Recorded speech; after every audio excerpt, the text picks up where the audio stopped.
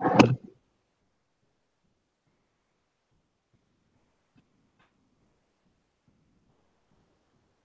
we are live. Okay, alhamdulillah. So we'll just wait for a little while. Yes. Can we ask some people join? If you can you see? Is there a way for you to see if people are joining? I can actually see viewers. Wow. I can see viewers now. Ask some people join. Can you see? Is there a way for you to see if people? Yes, yes, there is. We currently have one viewer, one person already joined. Okay. No, I think that's maybe me. But no, it just replayed. I have it opened in the live stream, opened in another window, so that's why. Okay, I understand. I'm actually doing the same somewhere, but I see.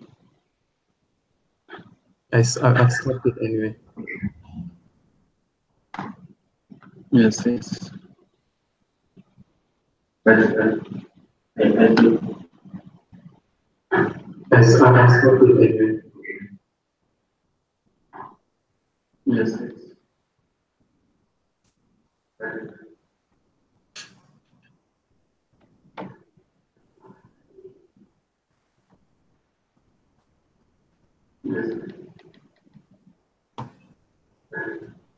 Sheikh Yasser, is it possible that you have the window open in another tab?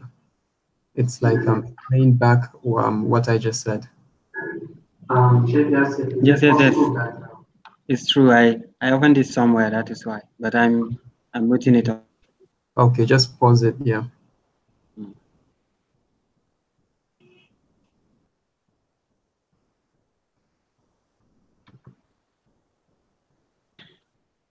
I think people are joining. I saw about 4 people who joined. Okay. Maybe we can start by 8:40 sharp. Yeah, inshallah. Can just start even if nobody is here. I believe this is recorded, so we can show it. We can share it anytime we want. Yeah, inshallah.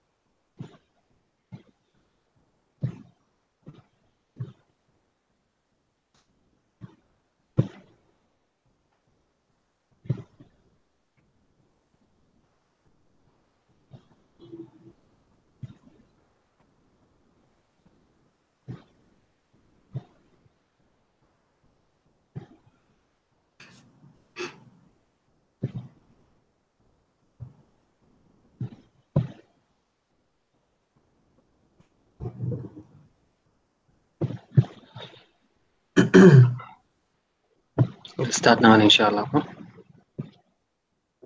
Yeah, inshallah. Okay then. I will do the introduction. أعوذ بالله السميع العليم من الشيطان اللعين الرجيم. بسم الله الرحمن الرحيم. إن الحمد لله نحمده ونستعينه ونستغفره ونعوذ بالله من شرور أنفسنا ومن سيئات أعمالنا. من يهده الله فلا مضل له ومن يضلل فلا هادي له وأشهد أن لا إله إلا الله وحده لا شريك له أشهد أن محمدا عبده ورسوله. ما بعد. السلام عليكم ورحمة الله وبركاته. وعليكم السلام. I welcome to this I welcome one and all to our first webinar, first Mus'ab Ibn Umar Foundation webinar, where we will inshallah be discussing a topic, New Atheism, a threat to religion. Sorry, is that the title? New Atheism, a challenge to faith? Yeah, New Atheism, a challenge to faith, with our brother Bilal, who is going to be our presenter today, inshallah. Will take us through this very, very important topic. As we live in a time where people consider religion, people are starting to consider religion as something outdated or as something that does not have proof. Or I can say as people are living religion these days, people are living faith because of atheism, because they think, maybe because of scientific understanding, or thinking that they have scientific explanation for this world, so they don't think there's any need for faith, there's any need for religion. And also some people live faith, I believe, because they believe that the suffering and all of those things, that they believe if they are God, they will not allow that to happen. So the God that is called compassionate and all that cannot allow such type of evil to have been going around in the world.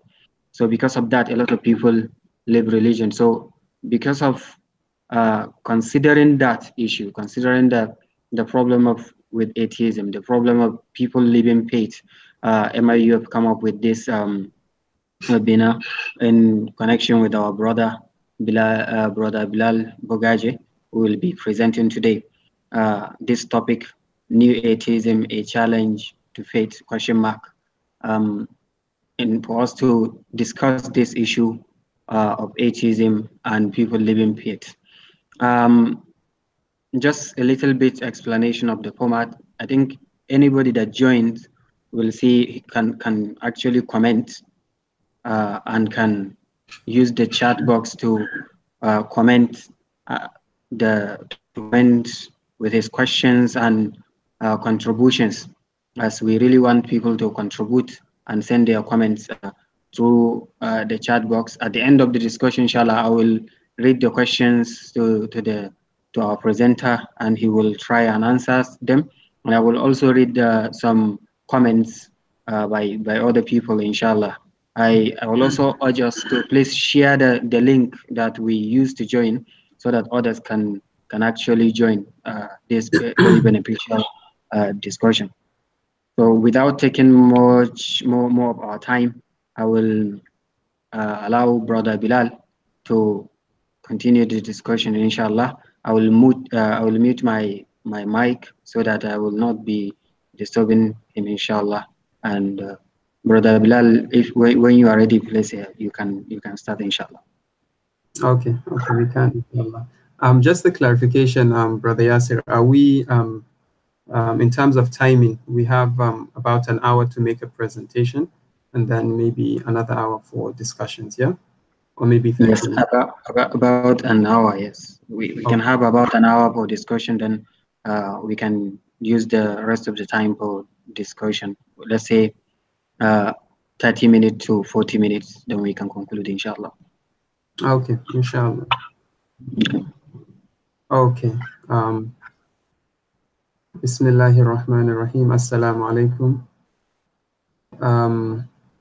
Brother Yasir has already taken us through with a bit of a background. So we'll try and work within the format, inshallah. Allahumma arina al-haqqa haqqa warzuqna ittiba'a wa arina al-batila batila warzuqna ijtinaba. So I'll go ahead and share my screen now so that we get the presentation.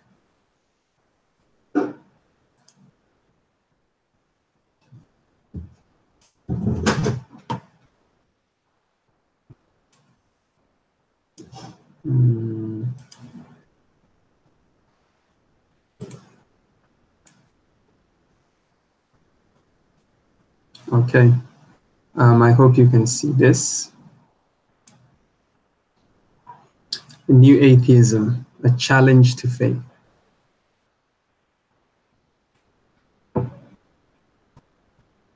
So first and foremost, just a bit of a disclaimer as part of the background. I am no expert in any particular sense on this topic, but I pay attention to it because I am interested in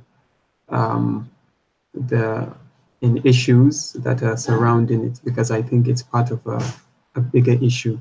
And New Atheism is just one of the many issues that can come from the same source, which I think is the lack of adequate responses and critical responses to issues in Islam, given the times of today, and how we get ideas bombarded from all angles, and we have to deal with them as Muslims. So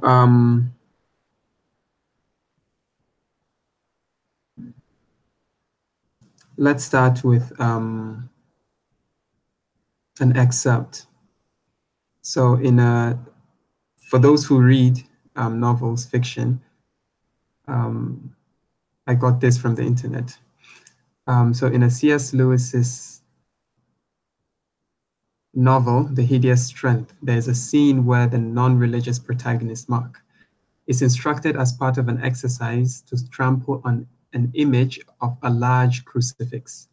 Because Mark is not a Christian, he's puzzled as to why he should bother with this exercise and not just leave this silly superstition alone. The professor who is leading the exercise tells Mark, of course it is a superstition, but it is that particular superstition which has pressed upon our society for so many centuries.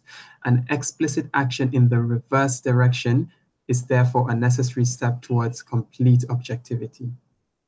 In other words, end quote, in other words, if religion is to be purged from society, it cannot be simply ignored. It has to be ridiculed. Now, I think this just captures so much about New Atheism, which we're going to explore, inshallah. Now, some years ago, there were a series of campaigns in the UK, all around Europe, I would say, but this was particularly in the UK.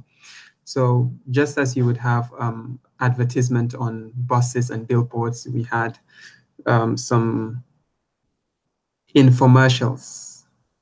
And one reads, if you can see my screen, in the beginning, man created God, right? So this is a play, a pun on a verse, I believe, from the Bible. And you can see the sponsors of that are the I am atheist bus.org or something. So it's an atheist in quotes, an organization of atheists in quotes. Then we have other campaigns. This one on buses in the UK, this one reads, extraordinary claims require extraordinary evidence. Underneath, as a subtext, it has Allah, Bigfoot, UFOs, homeopathy, Zeus, psychics, and Christ. Here's another campaign. There's probably no God. Now stop worrying and enjoy your life. Well, to make it a level playing ground, some reacted and said, now this is coming from a group of Christians who felt the need to respond to these cheap campaigns. Now they responded, there definitely is a God. So join the Christian party and enjoy your life. Now there's a third group, as always, who came with their own campaign and said, well, whether you believe in God or not is irrelevant. Arguing about it on a bus advert means you are a dick. Well, I think I found that the most, the funniest, and I think probably the most informative and mature of all of them, even though they succumb to similar tactics. Now that said, but this is just by way of introduction, I think it sets the background for what we have, what New Atheism is, and how it we see it around us. Like I said, this is the UK. Here in Nigeria, it would be different, and it's certainly different. They are not as audacious as this, but we will look into that in a little bit. So here's the outline. We'll start by an introduction to explore the new frontier of New Atheism, then definition of some terms so that we're clear and we're on the same page when we mention some terms. Then a brief history of atheism in the Islamic civilization and the West. Then we look at New Atheism in brief. If you were to just sum it up, what is it? Then we'll look at some critical things about New Atheism, like epistemology in New Atheism. And another crucial aspect is ethics in New Atheism. Then we'll go into some points of issues for Muslims, which I think would narrow how we get involved in the debates, because there are some debates that are really not worth having as a Muslim anyway. Then we have, finally, we'll look at tools for navigating New Atheism. A new frontier.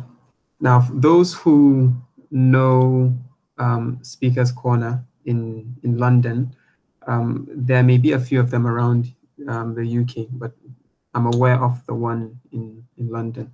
It's a place, it's an open space, a physical space where you go to debate issues. And if you were to visit it in London, it's in one of the parks there, you would come across people from different religious backgrounds and some really interesting new religions as well, doing their form of da'wah, calling people or trying to persuade them on a particular, using a particular argument. It's not always religious, but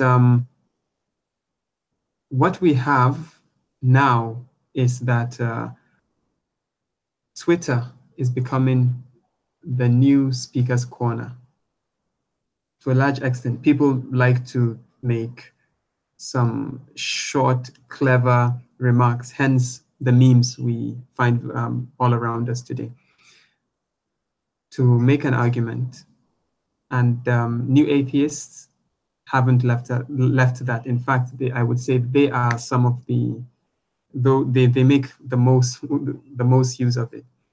So now we have Twitter as part of the new frontier, where we have a lot of New Atheism flourishing and the ideas being shared because they're very catchy and nice to just retweet.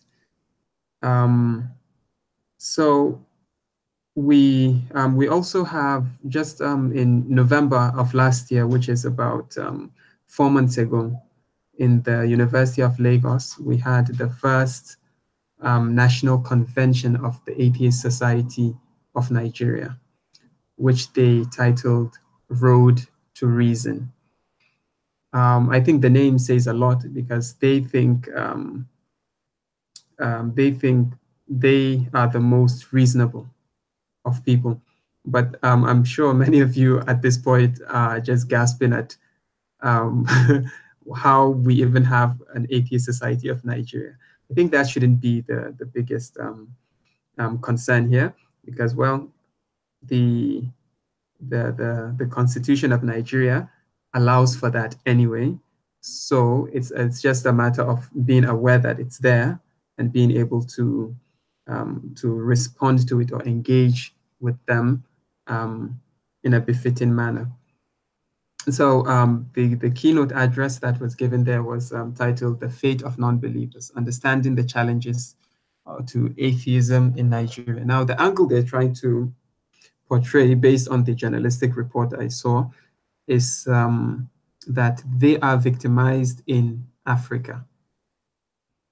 Of course, you can see it as a show. It's basically a show, and they're tying it to human rights, which is to say they need to be allowed to freely express their atheistic beliefs.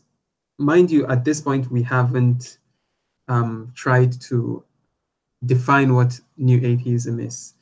I am just bringing it to the fore that it's actually something that is not just on Twitter and maybe physically quite far away from us, but it's actually here, and it's getting grounds. And when you check the Twitter atheists or the Twitter new atheists, you would find a large number of Nigerians now, and in fact, people who were brought up as Muslims who are now claiming to be ex-Muslims.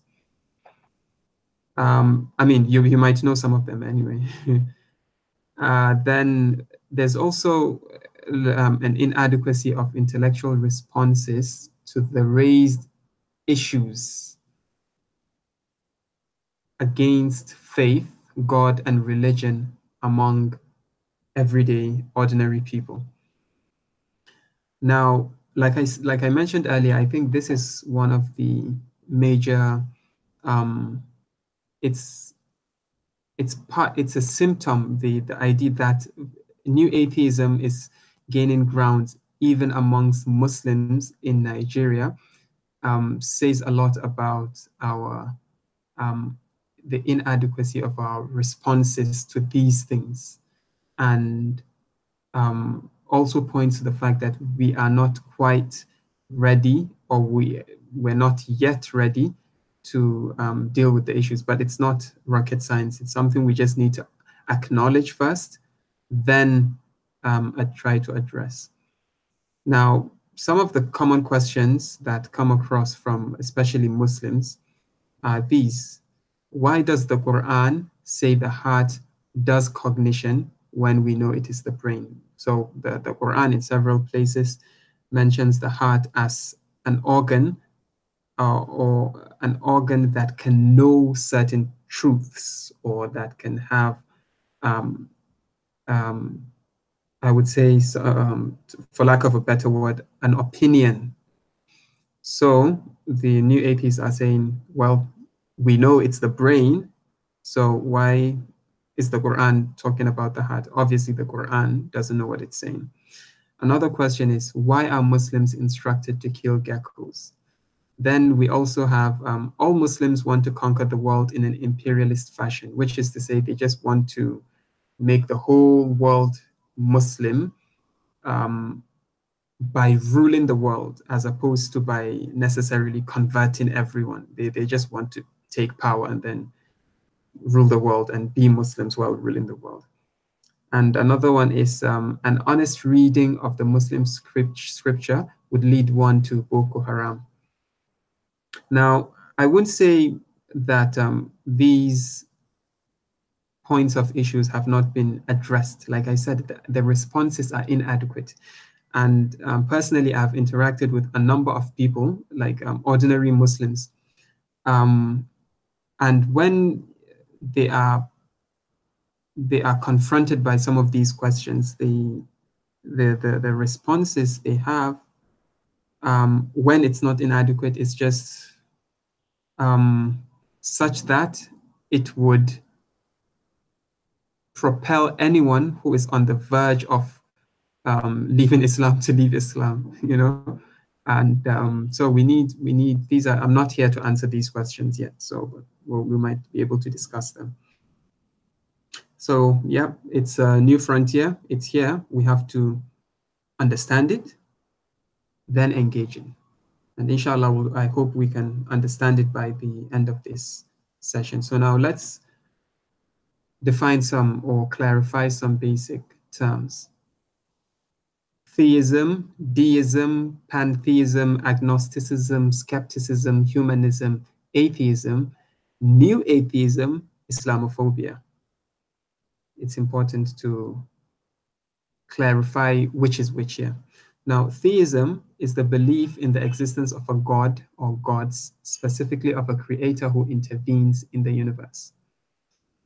Deism, belief in the existence of a supreme being, specifically a creator who does not intervene in the universe.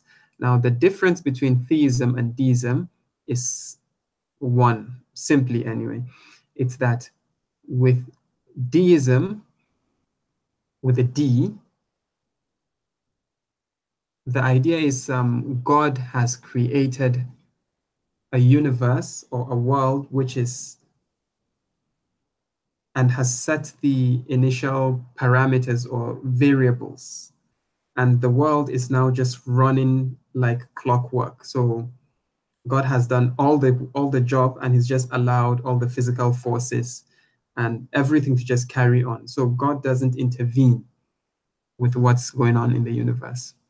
We have pantheism, which is a doctrine which identifies God with the universe, or regards the universe as a manifestation of God, the worship of tolerance of many gods. Now, this is just a very wishy-washy type of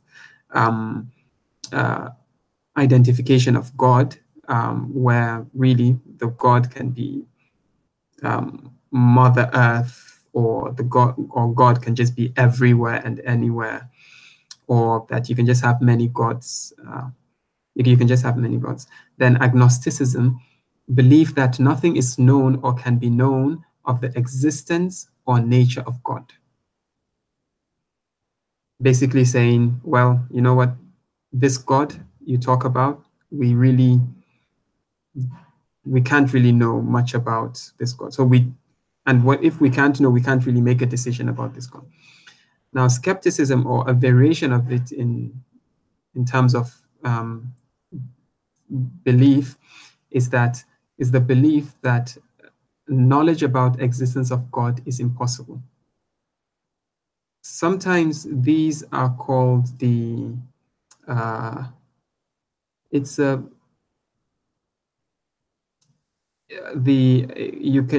can trace them to the school of logical positivism, who basically say, you know what, if it's a nonsensical question to even talk about God, because really this God that you talk about, we really can't subject his existence to any form, any method of proof in that sense. So it's nonsensical to talk about God, either that God exists or does not exist. Then we have humanism. Humanism, the belief in the prime importance of human rather than divine or natural matters. Now, this is important because for a long time in the history of man, I would say, well, not to my knowledge anyway, God or some form of divinity has always been at the center of society. Now, humanism is basically a radical shift, which says, well, you know what, the measure of everything, I think it's Democritus in antiquity, who said the measure of all things, or man is the measure of all things. I can't remember the exact quote. But so it has a long history, but we can say it started with them. What Sayyid Hussein Nasir calls the death of the Greek gods. Then we have atheism, which is the disbelief or lack of belief in the existence of God. So atheists are saying, well, you know what, we don't believe this God that you talk about exists, as opposed to just being like the agnostics, who are just like, well, we don't know. Then new atheism, we won't define it here, we'll go into it in a bit. Then Islamophobia. I would like us to distinguish atheism or new atheism from Islamophobia, which is a recent phenomenon. Well, we can tie it to historical occurrences, but more than ever now, it's very palpable. So Islamophobia is the dislike or prejudice against Islam or Muslims, especially as a political force. Now that we have clarified some of these terms, let's move on to the next. Let's look at the history of atheism briefly in the Islamic civilization.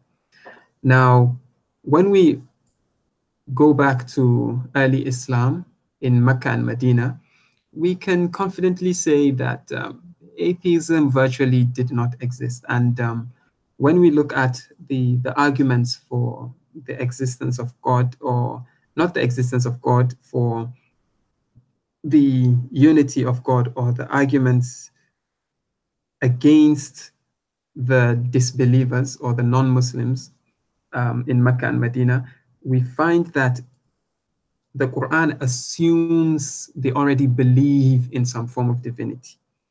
And this is why perhaps one of the major themes in the Quran is shirk, which is association. So the issue is not that people did not believe or challenge the existence of a God. It was more that people were associating others with God, putting others at the level, or a level which only God should should occupy. So we can say it was virtually non-existent. Now, up to around the 6th century after Hijrah, we have Al-Ghazali in his Deliverance from Error, Munqidh min ad-Dalal.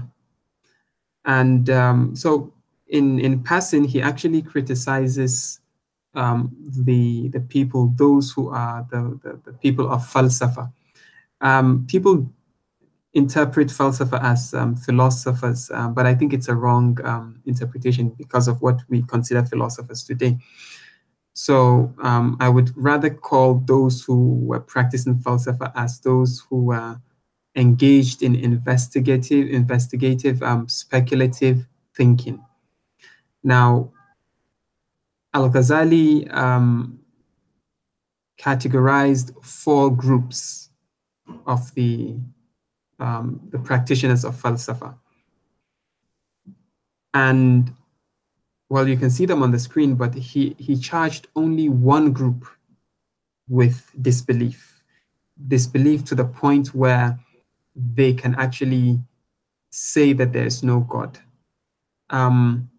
Now, this is subject to confirmation, but based on my reading, this is what I could make of it. So now he took out a particular group, the materialists, which he called the materialists, or we can interpret as the materialists, who took the puzzle of the chicken and the egg, in this case, the seed and the animal. Now, from the animal, you get the seed, and from the seed, you get the animal. And from the seed, again, from the animal, you get the seed, and from the seed, you get the animal. And it's a cycle. So which came first, the chicken or the egg? Now, from that, based on that, they concluded, or they concluded that there is no God. Some of them, according to Al-Ghazali, at least. Now, the other groups, we won't go into them because they were basically not in the same category to the point where we can say they resemble the atheists we have in mind, which is those who deny the existence of God, or that there is a God.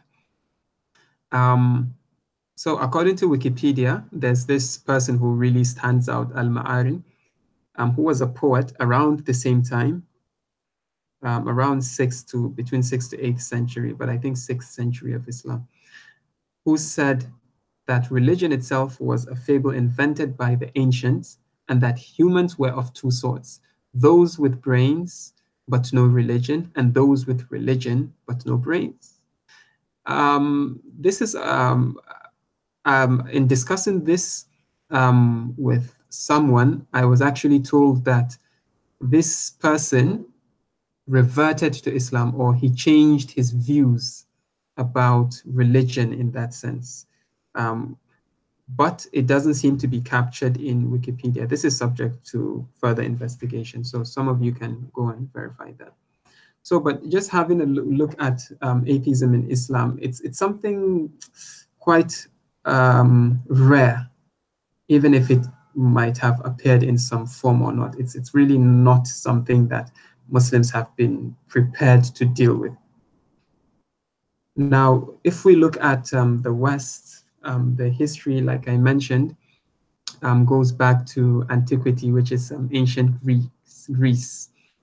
Now, once upon a time, the idea of atheism, I mean, theo and theism, is has a Greek origin, and back then, it really just meant someone who is politically treasonous. Now, this is because all cities or states, like the states or the state of Athens, or maybe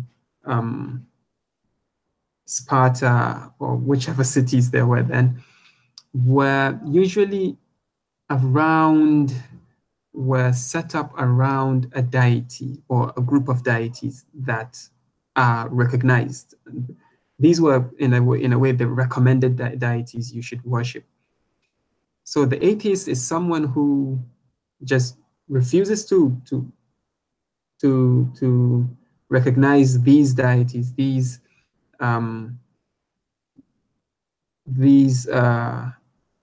deities anyway that agreed upon.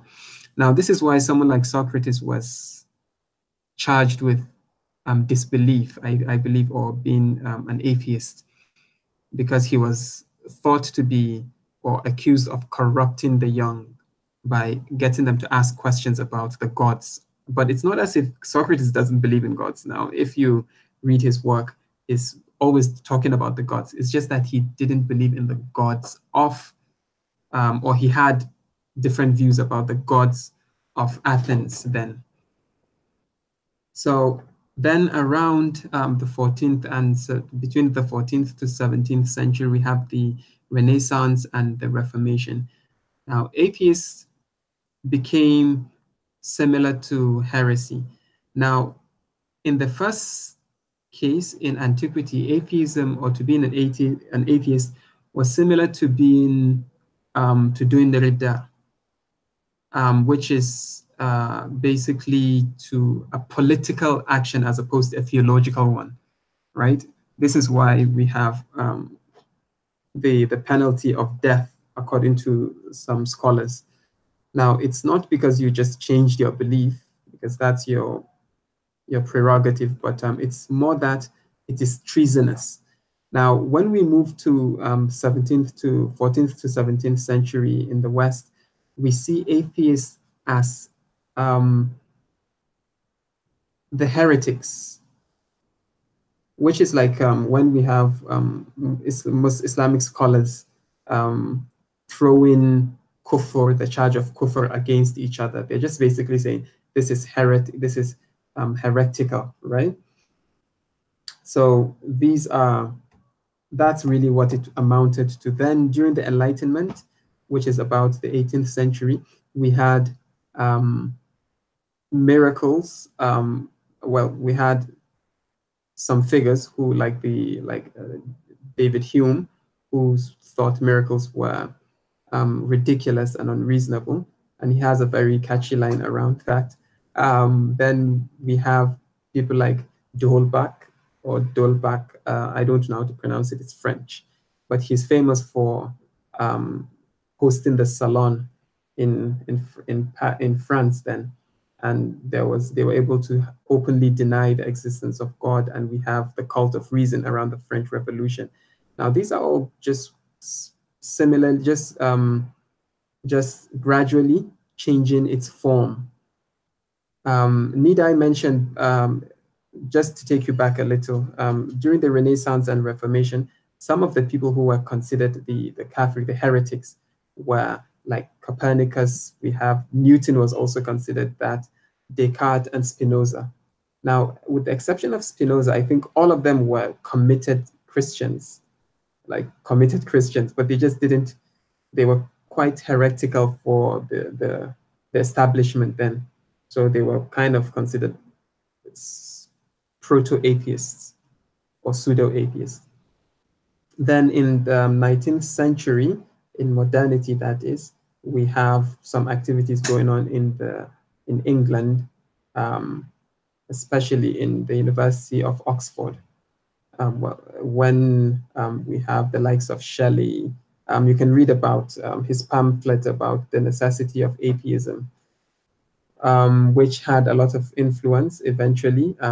It is reported that it has an influence on Karl Marx, Schopenhauer, and Nietzsche, and these were all self-professed atheists. Then we have the Parliament Representation and Amendment of the Oath. You can read Oaths Act, sorry. You can read more about that. Then in the 20th century, we have atheism finding space in other ideologies. So it assimilated into many of the isms. So instead of being an ideology on its own, it took, like a parasite, it just hung onto or got rode on some ideologies like existentialism, objectivism, secular humanism, nihilism, logical positivism, Marxism, anarchism, even some strands of feminism. Now you can go and look up all the isms, but also during the 20th century, that was when we had state-endorsed atheism, which was almost forced. So we had the fascism of Italy, we have the Nazis of Germany, and the communism of the Soviet Union, and we have the communism of China. And just some years ago, I remember China was actually doing, in a particular province where there were Muslims, was the Chinese government, or the government of that province, was actually doing inspection, house by house inspection, to find those who were fasting during Ramadan. So they would go into your house and then offer you food. You needed to prove that you are not fasting, because they just did not like the idea of anyone being Muslim. Now, generally, China is really not a religious state at the moment.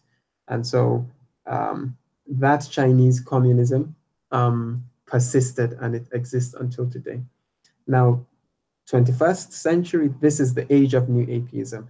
Up until now, we really haven't said much about new atheism, but I think if anyone was to, any of the brands of atheism was to have a field day in the 21st century, it's new atheism, because anyway, it actually came quite early on into the ushering of the new century. So new atheism, let's look at it in brief now. Now, why is it called new? There are speculations as to why it is called new. One is certainly that it is to differentiate it from atheism as we know it. Because atheism up until now has been, for the most part, I would say, has been philosophical and theological. It may not have been overtly political. So this is one. Another suggestion, or another account, is that it was actually labeled New Atheism in an article that tried to describe it and to discredit it as a form of irony, so that we can ask, when you ask what is it bringing that's new, the response would be, well, there's nothing new about it. But I think there's a lot of new things about it. Not necessarily the ideas, but the way in which the ideas are being hurled out now. So if we were to have a formula for new atheism, I think it would be this: a naturalistic worldview on the one hand, plus reason or rationality or science as the best or the only means of understanding reality. So these two components are very key to new atheism. The latter part, which is the longer bit after the plus sign, could just be captured as scientism. Also, the internet serves as their service space. So they don't go to church, but certainly, or a temple, they don't have any of those things. After all, it would be ironic for them to have such a place. But the internet is flooded with new atheists. And this is, like I said earlier, Twitter is one of these spaces. Then the debate pattern of lay atheists is usually fallacious. It may sound nice. It may, especially, it may be it may even seem convincing when it's made into a meme. But it's usually a lot of fallacies, logical fallacies. For example, you can have the fallacy of equivocation between God or the doctrine, between God and religion, or doctrine and practice. And they just do that all the time. I mean, if we were to go through the fallacies, that's actually a different talk because we've started looking into identifying some of those fallacies. Now, coercion of religious beliefs and doctrines into propositional statements about reality. I think that statement just speaks for itself. Then they also oversimplify religious doctrines to make them look silly. Why? So they can ridicule them. So we also have religion. Now, this is very interesting. So prior to new atheism, most atheists would tell you that the conclusions arrived at with religion are wrong, right? But no one would go as far as saying it's bad to the point that we have to stop you from believing, right? They would say stuff, they would stop there. But new atheism is saying, no, religion is not simply wrong, it's actually bad for you. So we need to save you in a sense. Another thing about new atheism is it follows from the last. They have a jihad or da'wah against religions, and ridicule is their favorite weapon. Their arguments are not always on point. Like I said, it's not just the lay atheist, the lay new atheist, even their spokespersons. Their arguments are quite fallacious. So they like to resort to ridicule. They just make fun of God, make fun of people with religion, with religious beliefs. Now, if we were to say what were the things that gave birth to or made it powerful such that it is so widespread now, we would say three things happen at the beginning of the 21st century. One is the rise of religion in American politics instead of decline. Now, many people may not know this, but America or the US is very religious in its politics.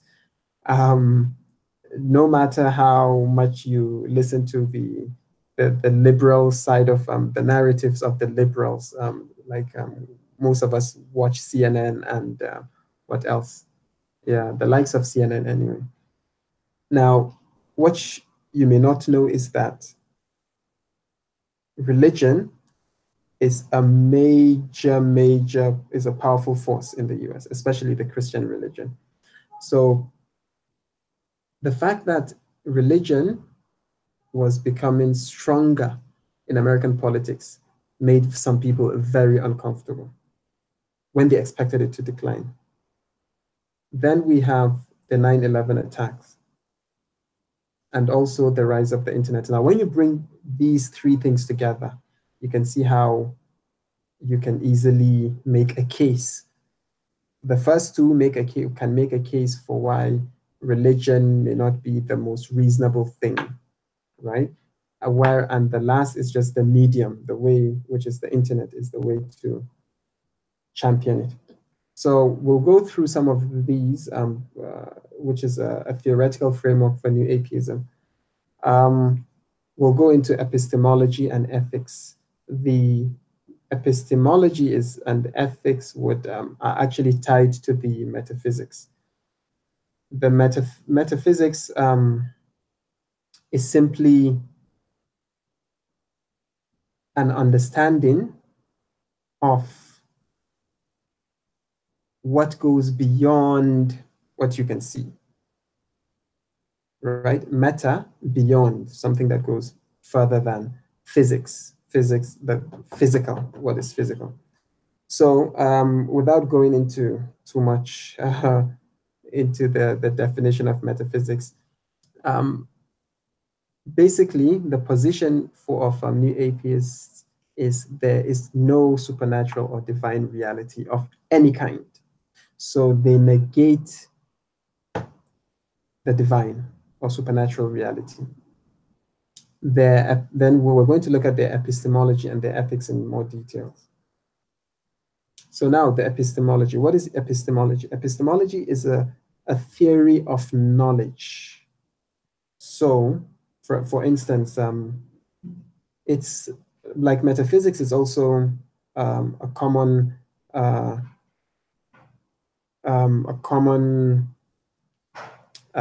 field within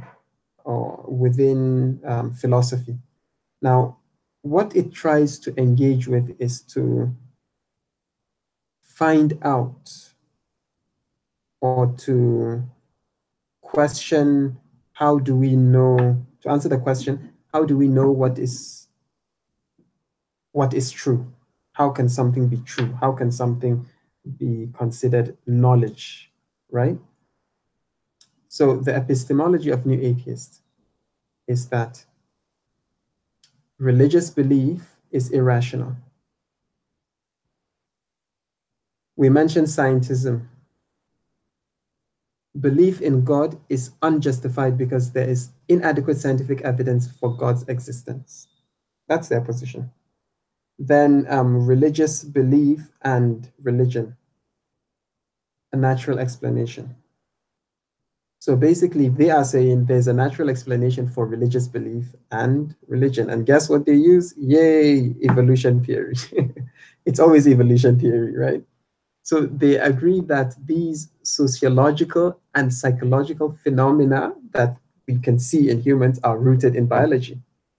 And the product of cognitive processes that have deep roots in our evolutionary past. This is coming from Sam Harris. Now, Dawkins, who is Richard Dawkins, has an interesting one. He says that religious belief is a side effect of a survival skill, where children believe without question trusted adults. Okay, where children believe trusted adults without question. He's basically saying that when the reason why we easily believe in fantastic stories, according to him, is because the children that survived the wilderness or the wild were those who were able to trust the experience of their parents, right? So it means the generations that survived are those that were more gullible. And those that were more gullible meant you could just sell any story to them and they would believe. So that's how he explains this.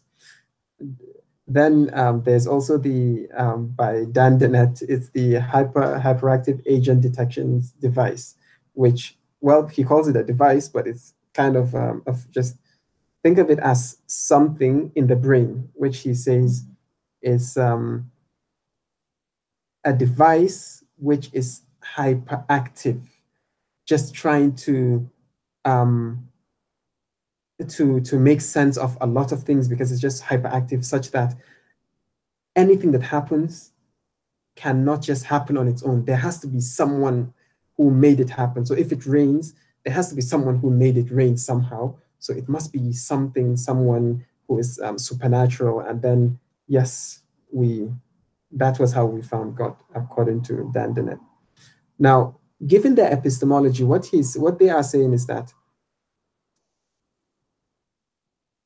all sacred books are actually human books. Because if you follow their argument, they're saying if there is no divine being, then there's no divine revelation. And if there's no divine revelations, and we can see some books that claim to be divine revelations, then they must be merely written by humans. So this is their epistemology. Now, with this epistemology, it means you can't bring in God into because from what they are saying, first of all, to believe in God is irrational. Then the belief that you even have has a root in your biology, either because of a device or some evolutionary activity, or that the book that you rely on, which you say is God's way of speaking to you or communicating to you, is actually written by some human. So God is out of the picture. Now, the ethics. This is interesting because it's one of those things where you would want to know how they arrive at ethics. Now, ethics is really answering the question. It's also a branch of philosophy. It's really just answering the question, what is right and what is wrong? How can we know, what do we consider right or wrong, basically? So they are saying there's something called secular morality. So we can't go back to God to bring out our moral standard. We go to secular morality. And they're saying, if the basis of morality is in nature, as we've seen, well, belief anyway, but they are saying that the basis of morality is itself in nature. We might want to ask, does that lead to ethical relativism? Which is to say, well, if you say it's based on nature and based on how we evolve, then maybe different groups of people evolve differently, so they would have different ethical standards, right? Now, this is a position that earlier atheists have actually arrived at, because they said, well, if it's all this and that, then there's nothing really as the right or wrong. It just depends. But no, this is where new atheism shines again. It just says, no, we can't have that. We can't have that ethical relativism. It's going to lead to chaos. No, because we have something called secular morality, and it is universal and objective. If we ask, what is the ontological ground of the universal moral standard? Now, by ontological ground, we're saying, who do we trust? Again, we're coming back to that issue of epistemology. So how do we know?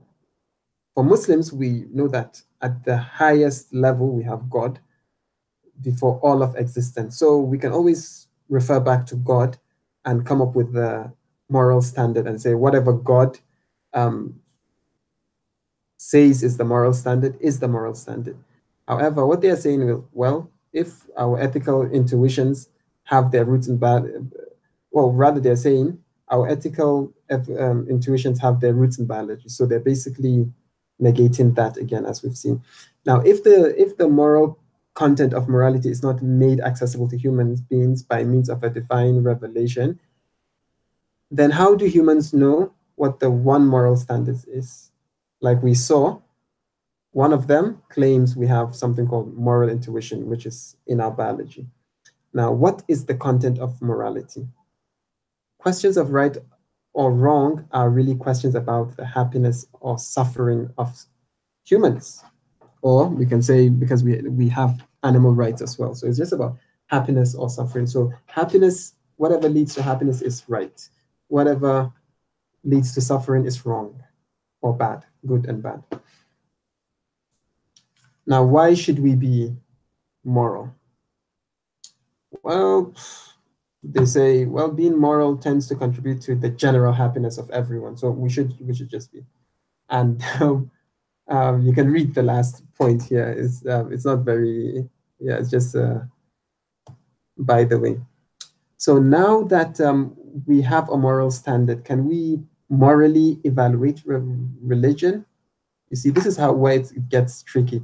So when the new atheists were saying we actually have something called the universal moral standard, it felt like, well, you can make your claims or whatever. It's like, okay, who cares, right? But the implication is very profound, because what they are saying is, now, if they arrive at that point saying they have a moral standard, then it means they can evaluate everything using their moral standard. For Muslims, we know that we have our framework, our ethical framework, right? And fiqh is a major, this is one of the major things fiqh deals with.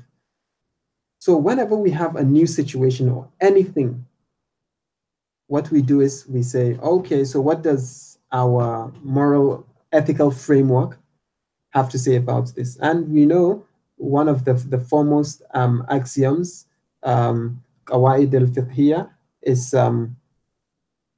that all things are mubah. All things are permissible except those that are not, right? So this is where we start any journey into fiqh. This is why we look for, we seek for those things that make something haram, as opposed to seeking things that make it halal. So now the new atheists are saying, okay, now that we have this framework, our own type of fiqh, if you might, so let's evaluate this thing that people do, which is religions. And now they can actually do it. So what they have done in summary is that they say religion and religious people are bad, in simple terms. Why? Because they point to incidents like they say it leads to unhappy consequences, and they refer to the suicide bombings, the inquisitions, the holy wars, the witch hunts, homophobia, and slavery. So now they attribute all these things to religion, and they're saying if religion could lead you to this, then it has to be bad, and they are making it haram now. Prohibition of victimless crime. So what they're saying is, why would you just be hating on people who want to be happy? Because for them, happy is good, right? Now, if you come and you try to stop someone from doing good, right? It's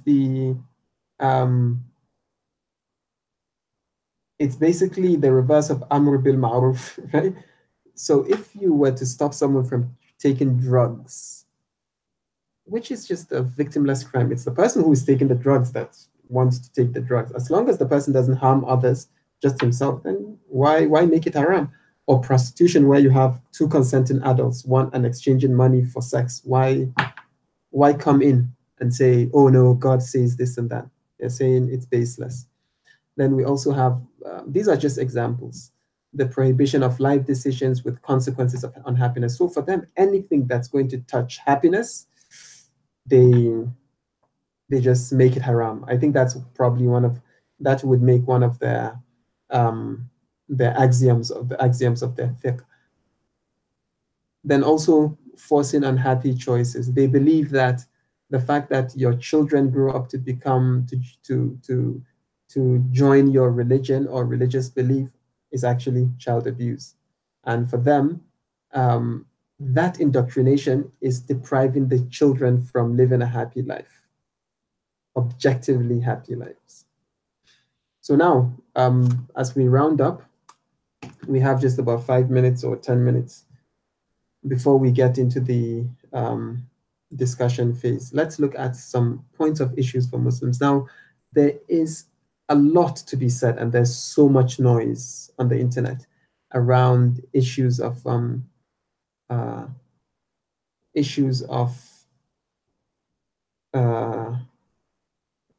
new atheism, or belief anyway. But not all of them have implications or are worth the attention from Muslims, I think.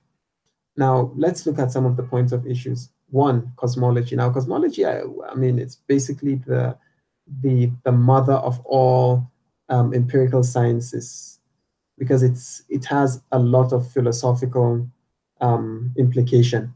Because for Muslims, for example, you begin with the question, where am I from? Who am I, right? As human. And we know that you are from God, and inna lillahi wa inna ilayhi raji'un, we're going back to God. So we're going to be accountable. Now that forms the mind frame of a Muslim, or most people with religion. Now, but with cosmology, if someone can prove to you that, hey, you actually didn't actually come from God, this is just some fable, it's just a made-up story, then it actually has significant implication theologically and philosophically as well. So cosmology, once upon a time, the atheists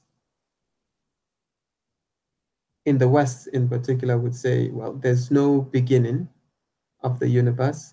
And so, I mean, there's just no beginning. We don't have anything to point us to that if we're not going to use religious books. Let's just use fact. Then the Big Bang came along, which is a theory of the beginning of the universe. It's not a fact. The Big Bang is a theory that makes sense based on the movement of the expansion of the universe. But unfortunately for the atheists, the Big Bang backfired, because when they tried to show that nothing, that the universe came from nothing, then it just makes a very bad, poor argument.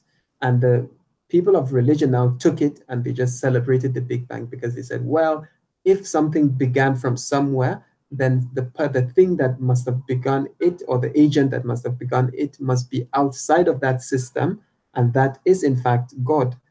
So they just didn't like it. That's why now we have a few theories on parallel universe, or the multiverse theories, and also related to string theory. You can go and check these online or textbooks. Now, there's also this issue of non-overlapping magisteria, which is to say, religion is talking about one thing, and science is talking about something. Science is talking about facts, and religion is talking about values, how we should live our lives. And science is talking about what is reality, right? This is a position that was popularized by Jay Gould. Now, there's Daniel Hakikachu, who is popular on the internet, and he's always is a Muslim, and is always trying to counter arguments by atheists or new atheists and liberals. He pointed out that this issue, we can't actually have this as Muslims, which is to say that, say, the religion doesn't talk about what is fact, and it only talks about how we should live our lives. So he points out some areas of contradictions, like the angels, the jinns, and baraka, etc. He made this in a talk or a seminar he gave in a university. It may have been Harvard or somewhere. It's on YouTube. And I failed to see his point, even after going through it and thinking about it. I failed to see his point, but I think if he thinks it is the case, then probably some people would also think it's the case. By the way, we have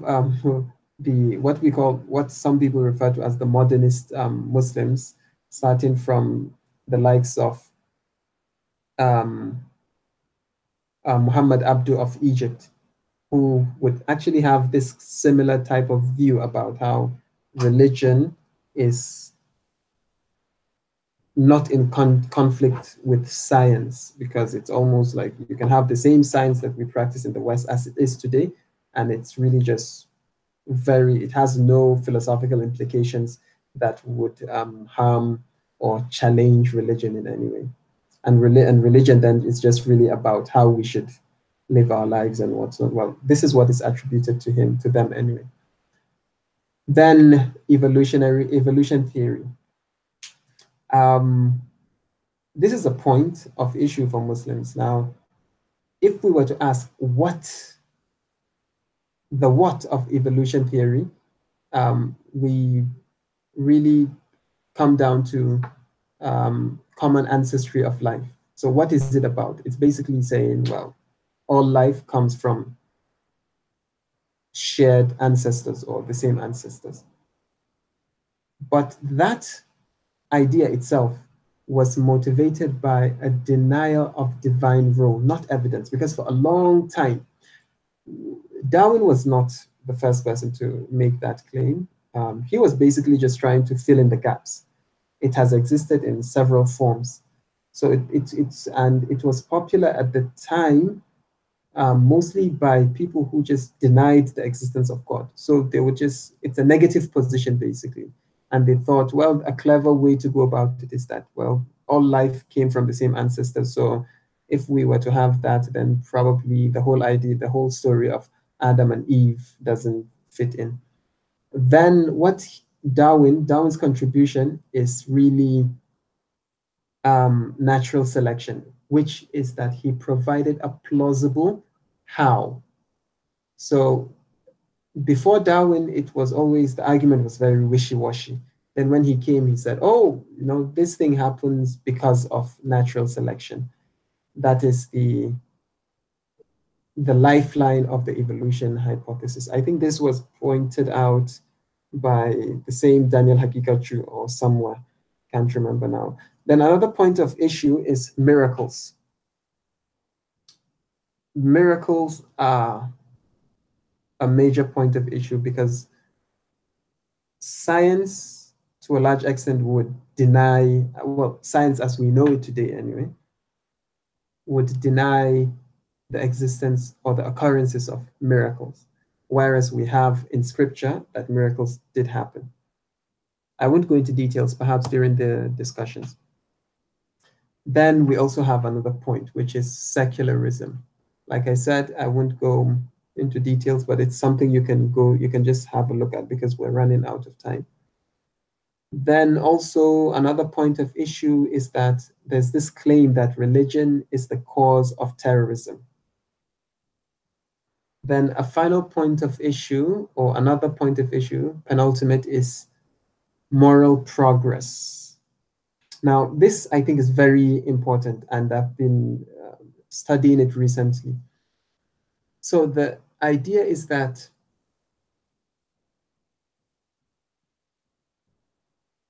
when people of the past were morally backwards compared to us, this is basically what it's saying.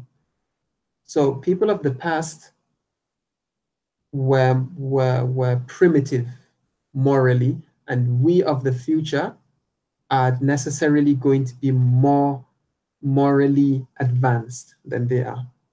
Now, why this is very important is for two reasons, because it forms the backbone. If anything, it is perhaps the most influential idea of modernity, starting from the Renaissance. It is very influential, and we take it for granted today that we say stuff like, oh, this is the 21st century, for God's sake, so how would something like this be happening, right? And we take it for granted, but this is the implication. Now, if we take that, the second issue, the second point of concern is then how can you rely on the ethics of people of the time at the time of the prophet? Because then they would say, well, you know what? They had an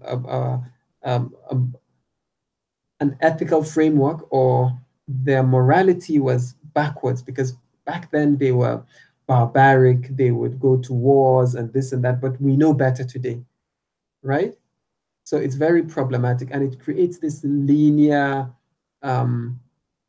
this linear time progression of moral progress. Whereas when we look at the Quran is talking about the deviance of nations of the past, which the Arabs were familiar with, especially even then.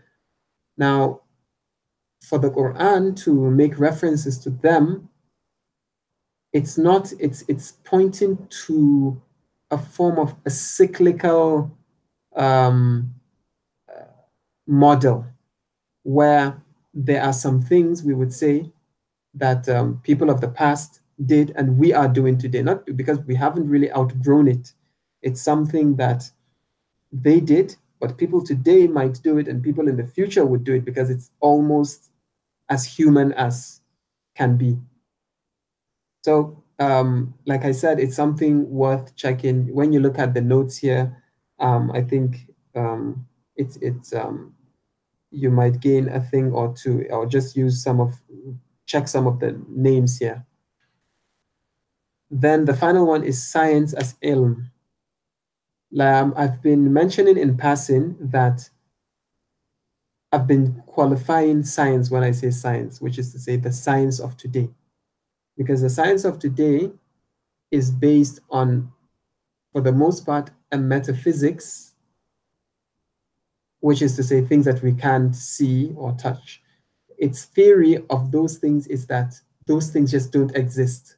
This is the dominant school of science today, which is that we don't ask questions about God or what exists, whether angels exist, because you know what, we can't really test them scientifically. So just leave it. We just deny that aspect of reality. So we then have a group of scientists who are now saying, actually, that part of reality doesn't even exist. It's not even part of reality. Reality is all that we can see only.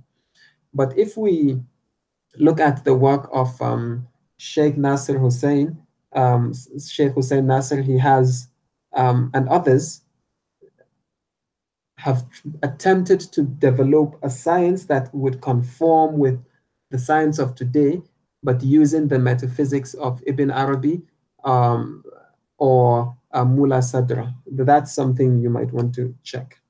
More issues, I think we'll look at that when we come to look at your comments. Then to round up, let's look at some tools for navigating New Atheism.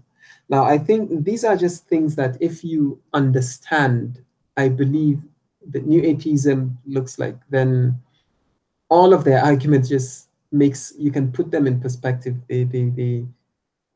You can see the fallacies involved, and you'll just be in a better position to engage them. So one is philosophy of science. Now, it would do you good to also, while studying that in general, you might want to look at the work of Thomas Kuhn and that of Karl Popper. The work of Thomas Kuhn is the structure of scientific revolutions, and I think, I can't remember the title of that by Karl Popper, but you can check it out. Then look for study or just read up on metaphysics as part of philosophy. Then next is history of science. Next is evolution theory. Next is scientism. Then, like I said, this is indispensable, the idea of progress and moral progress. That is very core to most of the argument. Now, should you also read the Quran, to study the Quran so that you can navigate New Atheism? Well, it's always beneficial to study the Quran, but I think you don't even need the Quran to deal with the issues of New Atheism, because New Atheists, first of all, deny the Quran in the first place. So any argument that has to do with the Quran is not even going to be taken. It won't even be accommodated anyway. So yes, I believe if you have a grasp of some of these fields, then you're good to go, inshallah. Oh, I forgot to put the references, but when you take these tools, when you try to study them, you would actually be pointed towards the right references. So I think this is the end for me. So Brother Yasir, you might want to take it from here. Jazakumullahu khair.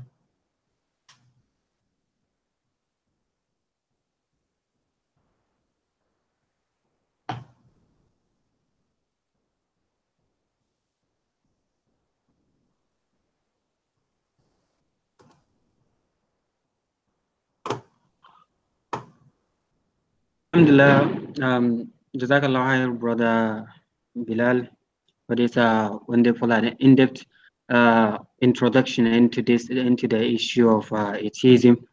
I believe this will help us in understanding the issue at hand, the issue of new atheism, and the issue of people leaving their pets and or having problem with pets to start with.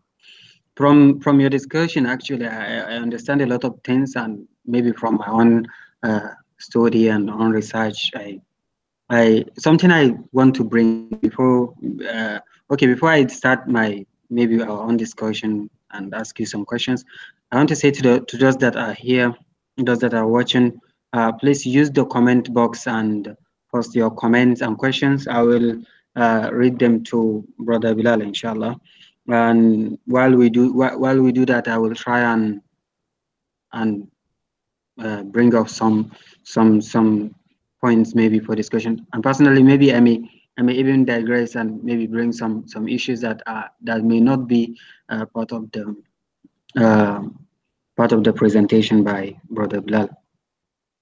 I think the first thing I want to talk about is the issue of for example, when we look at the history of the atheism, as you give us the history of atheism, or let's say the atheistic view. I remember an atheist saying it's not something, they don't want atheistic view to be something that you can add ism to, so it will just become something part of the religious isms in the religion.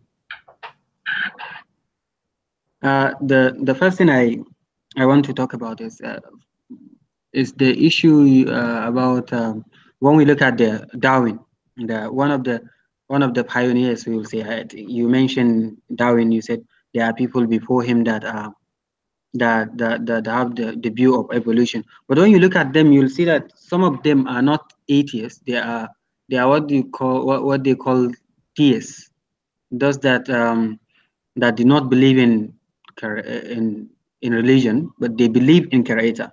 They believe in the issue of in evolution, but they believe that there is a creator who initiate the creations. I think Darwin turned to agnostic some years before his death, when his wife when his daughter died. Then he understand the issue of, okay, we have the problem of evil in the world. Why is there evil if there is God? So Darwin become what you can call agnostics up to date. But something I want to bring and ask you about, Brother Bilal, is the issue of people having the issue of I find something like I call it hypocrisy from the atheists.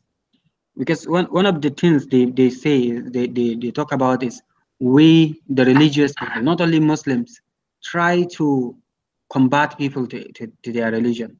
We go about preaching our religion to people, trying to prove the religion to people, while but when you look at what is going on today, you'll see that even atheists are doing that. The work of people like Richard Dawkins, they are attacking religion, while they say, okay, we just don't believe in God, we believe in science, we look at these theories, we think there's no creator.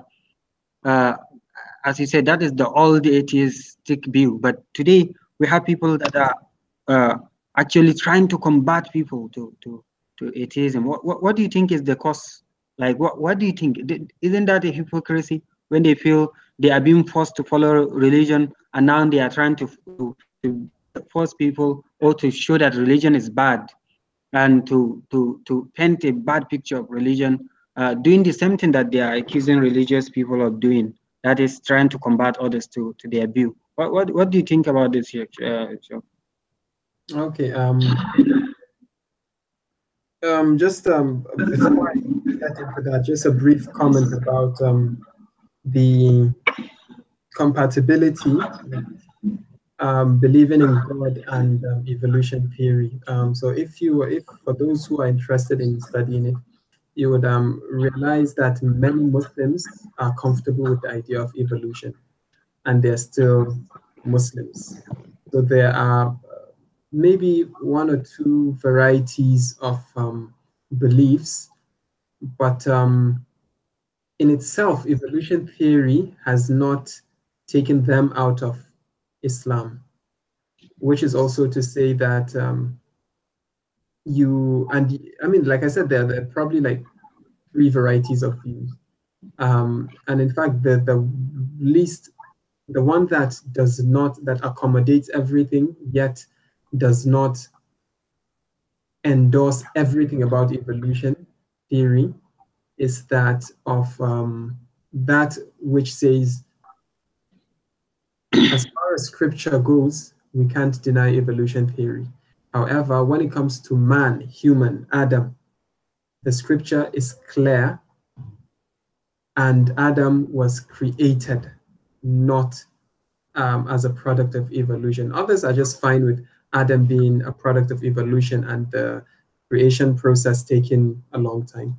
So Allahu Alam, but what's important is that this position they have taken intellectually has not made them any less of a Muslim. So this is why you have many scientists, and sometimes not even scientists, who are very much into their religion, devoted to their religion, yet very much proponents of evolution theory. I would like to also add that evolution theory is always being updated to a large extent. I think what remains of it is that there is a form of a progression and some form of natural selection that happens across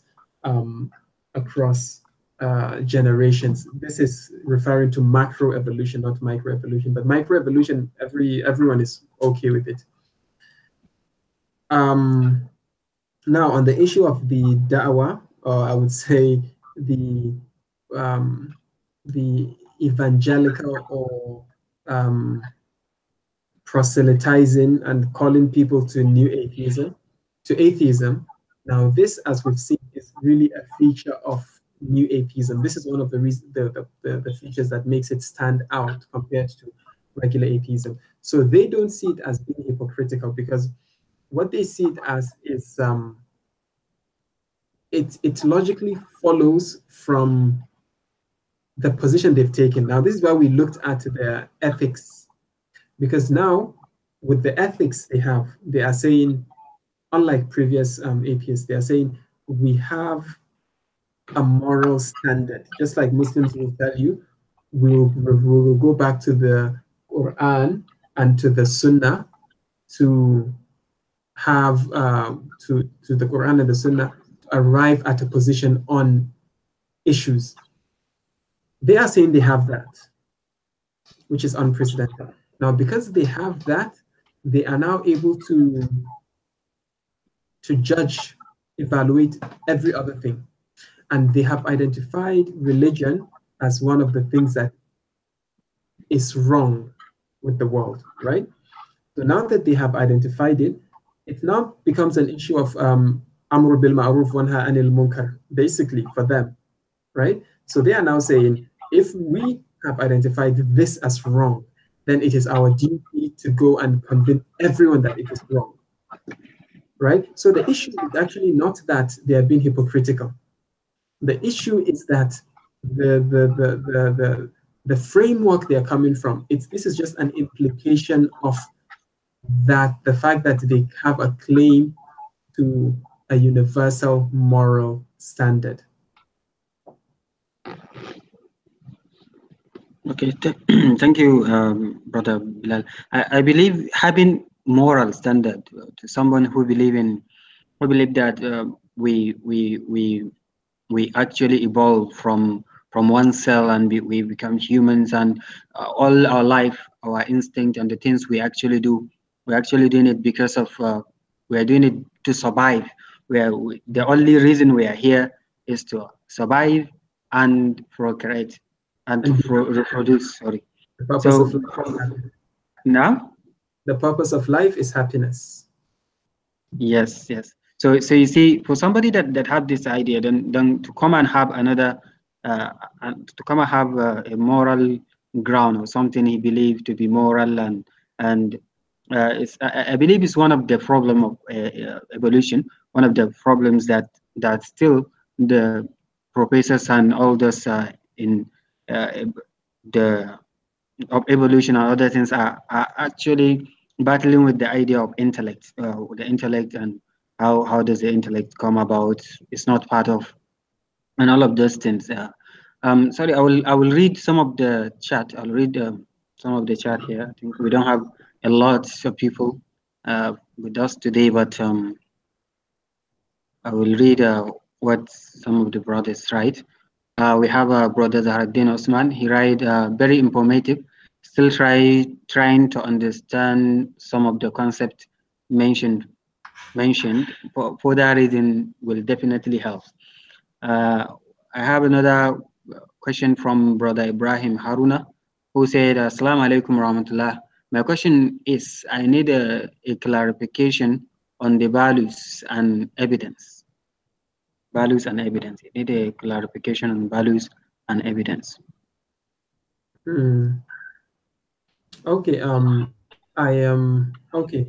I think if I understand what what he's pointing to is when we mentioned the idea of non-overlapping magisteria, which is a position that science and religion cannot conflict.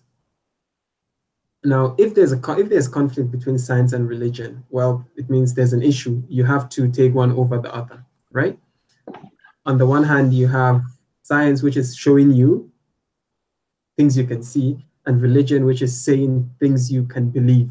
I mean, you may not necessarily see it to understand it. So most people would go with science in that sense because it's something you can see.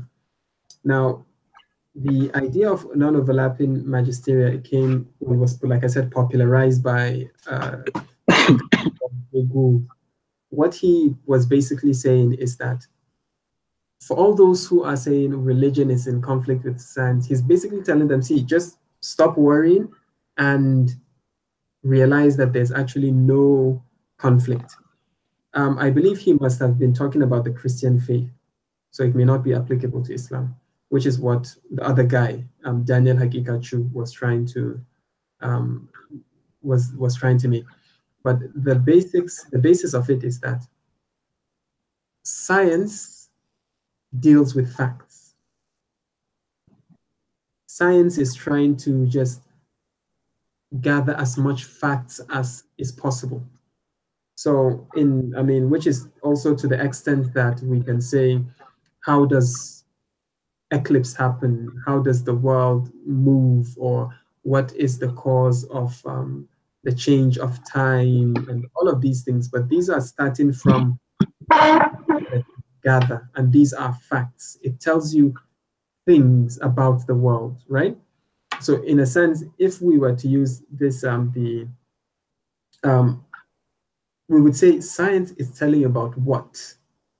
If you can ask any question, what is this? What is this? What is this? Or how does this happen, for example, then this is what science is trying to answer. It's dealing with facts about the world. Religion, on the other hand, according to this understanding, is trying to give you answers to how you should live your lives, which is what are your values? What is more important to you? What is the purpose of your life? Should you lie or not. You know, science is there's no fact about lying or not in that sense. It's either you've lied or you haven't, but it doesn't tell you whether you should lie or you shouldn't. What should you do and what shouldn't you do? That's what religion is telling you. Whereas what science is telling you is what is true and what is not true, if that makes sense. So that's just I hope that's clarification enough. Okay, alhamdulillah, I think we can, okay, we don't have any more comments yet. So I understand, Sheikh.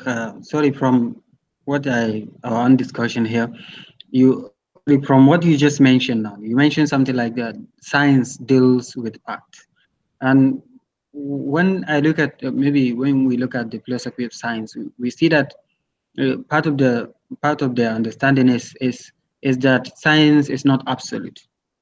You can say there is no fact in science currently. We cannot say there's one thing that you can say for absolute on this. You can say absolutely this is a fact about science.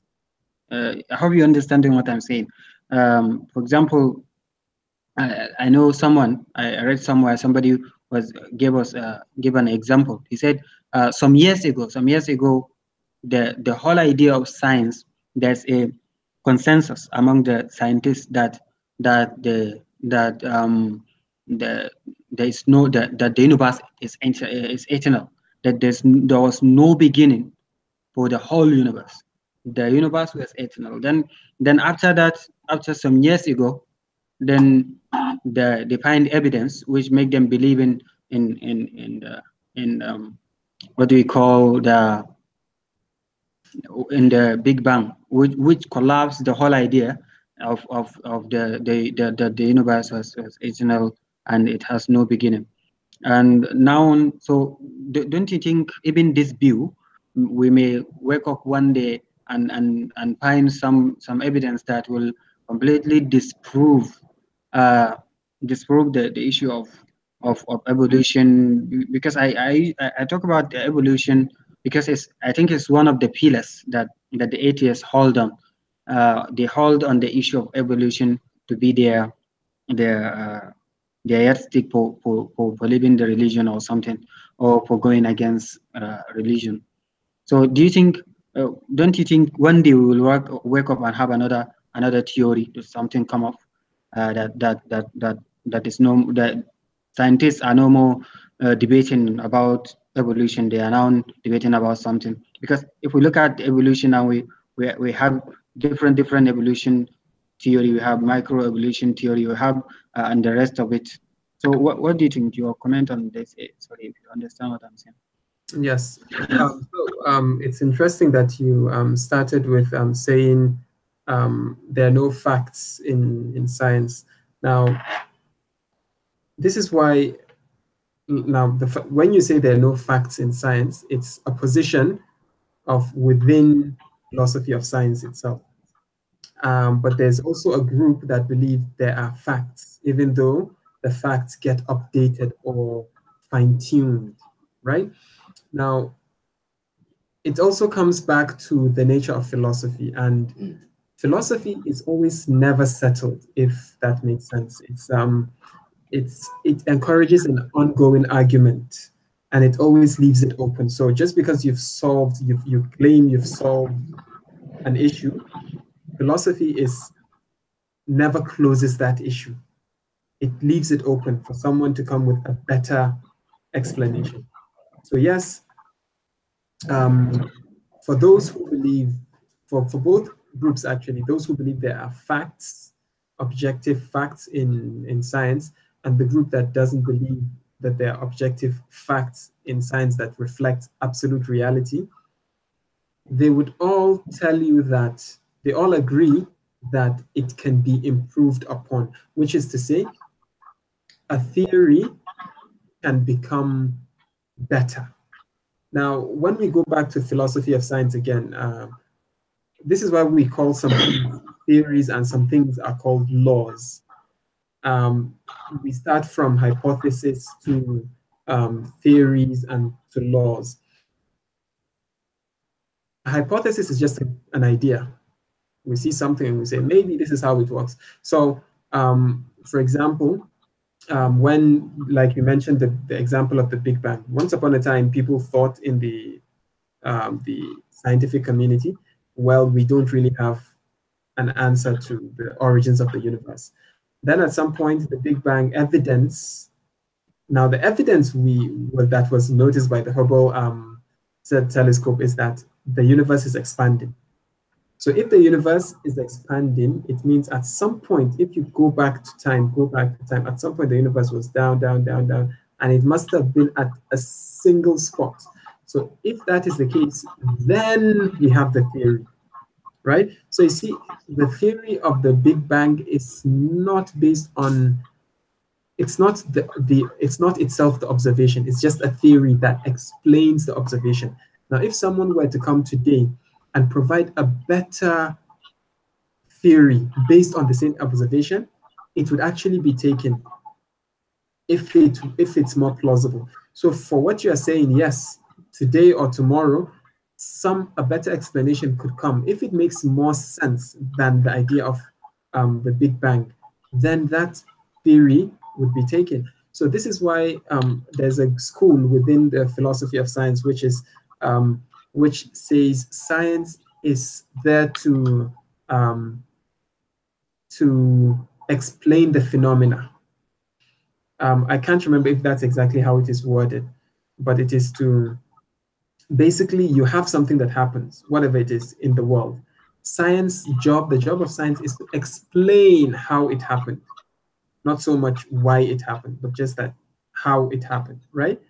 So if it can explain it, that's fine, because if it can explain it, it means I can predict it. It means I can create things out of it based on that principle that this is how it works. But it doesn't necessarily tell me anything about objective reality. So yes, in that case, science is always mutating in a sense. You're always updating information. Whereas with scripture, the only thing we can update is our understanding of it.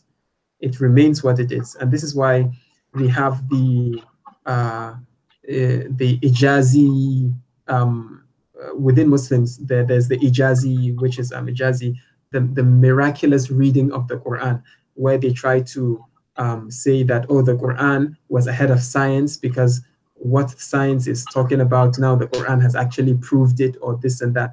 Now, that's a very dangerous path to follow, because what you're saying is now you're trying to validate the Quran based on the findings of science, right? But what you're doing inadvertently is that you are now saying that, in fact, science can even tell you about reality. Because obviously, if it can tell you about reality, how do you now use it to say that it's just caught up with the Quran? It means both science and the Quran are telling you about the reality. And the moment you have that, then you have an issue, because then when science is saying something different, then you have to see a conflict. And when science updates itself, like, oh, okay, so maybe ours is wrong. So yeah, that I have an issue with the Ijazi reading of the Quran. Okay, thank you.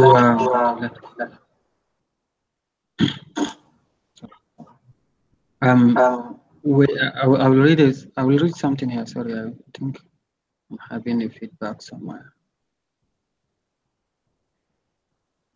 Is it from me? Okay. So I'm talking about. I will read something that come from the comments. Okay. It says from the brother Zaradin. He said, "Can you give your thoughts on the best way to approach a Muslim supposedly turned atheist? Is the scientific and philosophical argument the only way, while necessarily living out scripture?" Okay. I think well, first of all, if the Muslim has acknowledged that they've turned atheist, then I think there's a bit of an issue already, because it's similar to saying, because atheist itself is a belief standpoint, right?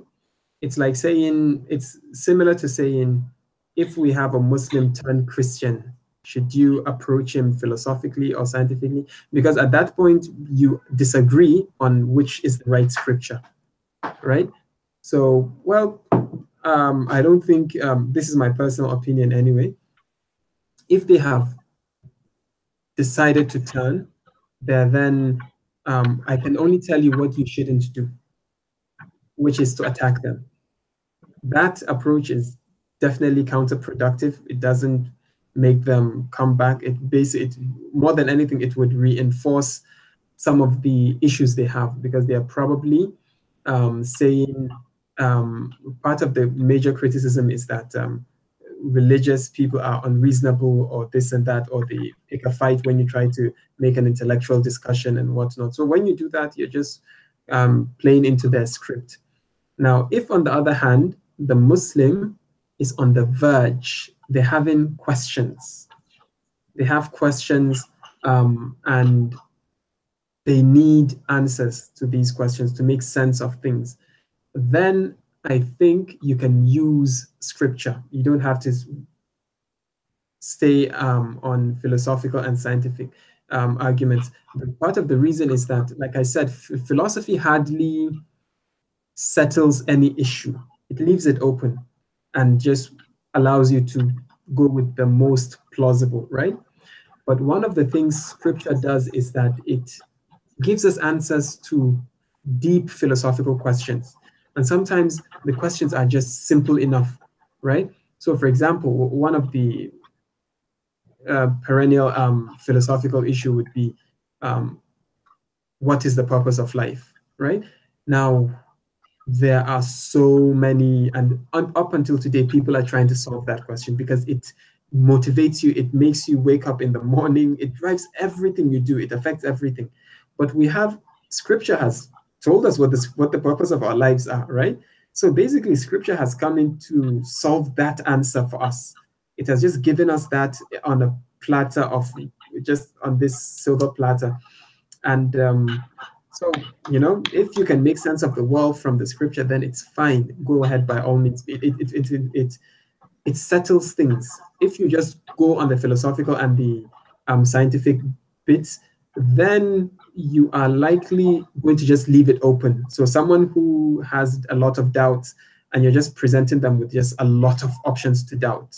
Now, on the other hand, philosophy always gives you a tool more than answers. Philosophy doesn't necessarily give you answers, but it gives you tools. And the tools are the tools of argument, for example, and being clear to the point.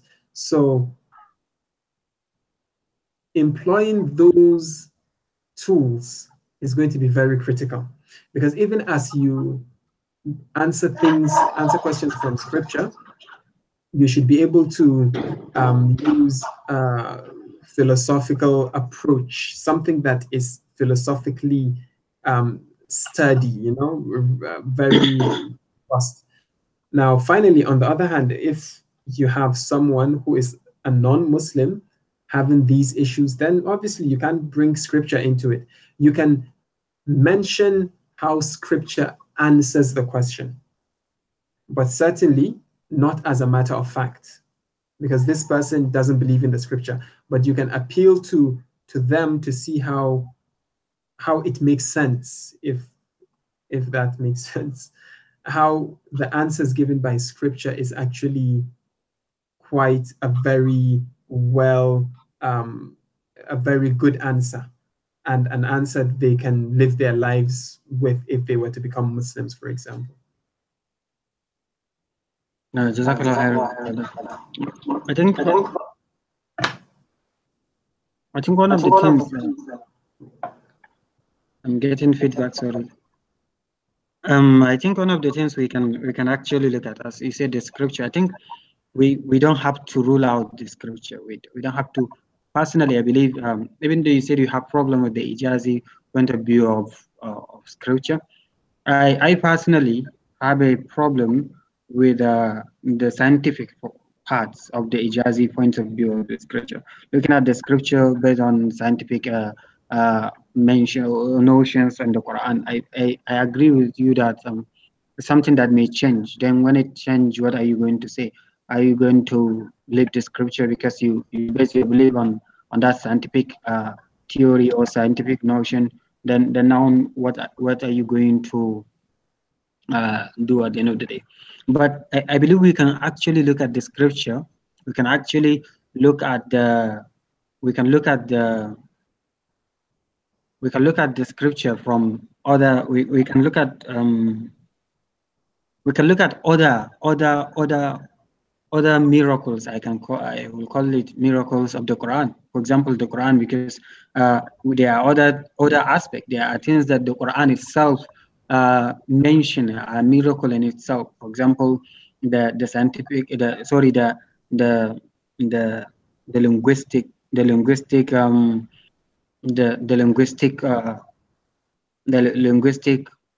composition of the Quran, the way that Quran is designed linguistically, and also we can actually look at things that Quran mentioned and look at since when the Quran mentioned some of these things and the things come to happen nowadays, or the prophecies that are in the Quran and other things that when someone go out and do some research, he will finally he can come to find many things you can actually look at that are unrefutable about the Quran, that one can actually look at before you as an evidence to first of all use the Quran. For example, okay, these are what the Quran says, and when you look at it, that will make the person to first of all use that evidence to believe the Quran, because that is what you need to do first. You need to make the person believe in the Quran, believe in the messenger of the one that comes, the messenger of Allah, the one that comes with the Quran. That is the first thing I believe you can do with an atheist, because as you said, if you go into deep into the philosophy, into the scientific, at the end of the day, you are just going to confuse an already confused mind. Sorry, I will just read comments on the lesson. I think it's just a comment, but you can also comment on it. He said, Brother Zahraddin Osman, Muhammad Zahraddin Osman, not the one that I read his question before. He said, it is shocking that we turn away from one of the major factors that take children, I'm talking about minor, away to the land of atheism. Most of them get the ideology from TV series they watch. That is my belief anyway. So what do you think about that? Okay, two things. Okay, so like he said, it's his belief that it's TV is a major source of doubt for people. At this point, so I mean, like he said, it's his belief, so it's his opinion. It may be right or wrong, but at this point, I would like to mention that the Dawah Institute of Nigeria is currently working on this issue. They are working on a project to try and answer some of these questions for minors, because some of these questions are not well articulated in our daily lives. So they are taking it as a project that they are going to have trainings around, and I would say not sensitization, but just to get Muslims to be on the same page, so that we don't have Muslims, just for lack of a simple answer, doubting the religion. Now, secondly, I think this is all. Now, this is my opinion. Also, this is now my opinion. I think the lack of or the inadequacy of response to these issues, as well as to the foundation of our Islam has also created this vacuum where TV can actually come and mess up with the mind of a minor or a teenager. Because many of the people we're seeing on Twitter now, Muslims, Nigerian, that are getting into this atheism business are Muslims, and usually just in secondary school or uni, or they've completed secondary school. But it means it appears they've been having the issue while they were in secondary school. Then they get the independence in uni or higher institution, and they just do that. And one of them has actually confided, or has told me that when he came out publicly as an atheist, since he came out, he has received many emails or messages from people who on the surface are actually practicing Muslims, but who are atheists in their heart. They actually disbelieve it. They just don't have the courage. So it means it's interestingly, it may be, I wouldn't say it's an epidemic, but it's probably more present than we think.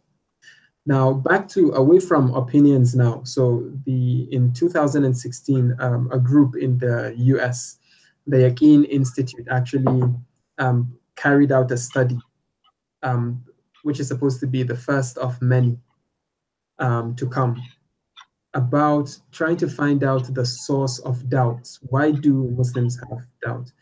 You can check it out by Yaqeen Institute. It's titled Modern Pathways to Doubt in Islam. So it identified, it's a nicely done study, by the way, very insightful for the American community, that is American Muslim community. It was done with interviews, but the report is nicely done. I recommend everyone should go and read it. So now, but they identified 3 areas that are sources of doubt. The first is on moral and social issues. So they have grown up in an environment where they have taken some values from the environment, right? For example, which is that all people should be treated nicely or whatever.